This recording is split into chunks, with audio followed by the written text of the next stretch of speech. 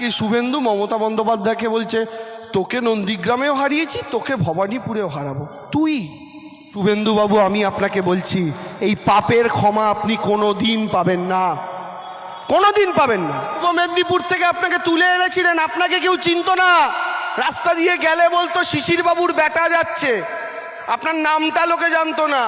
কালকে এই এখানে এসে বড় বড় বাতেলা দিয়ে গেছে শুভেন্দু।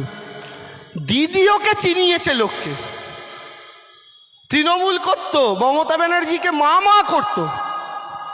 আর সেই মমতা ব্যানার্জি এখন দিনরাত মমতা বন্দ্যোপাধ্যায়কে দিনরাত গালাগাল পারে, মমতা বন্দ্যোপাধ্যায়কে তুই তো কারি করে। আমি আপনাদের একটা কথা বলছি, এখানে অনেক সিনিয়র দাদা কাকা জ্যাঠারা আছেন, অনেক আরও বয়স্ক মানুষেরা আছেন। আচ্ছা বলুন তো আপনারা, সিপিএমের পুলিশ জ্যোতিবাবু বুদ্ধবাবুরা যখন মুখ্যমন্ত্রী, তাদের পুলিশ মমতা ব্যানার্জিকে প্রায় মৃত্যুর মুখে ঠেলে দিয়েছিল, তারপরেও একদিনের জন্য মমতা বন্দ্যোপাধ্যায় জ্যোতিবাবু বা বুদ্ধবাবুকে তুই তুকারি করেছেন? জ্যোতিবাবু বা বুদ্ধবাবু ছাড়া উচ্চারণ করেননি।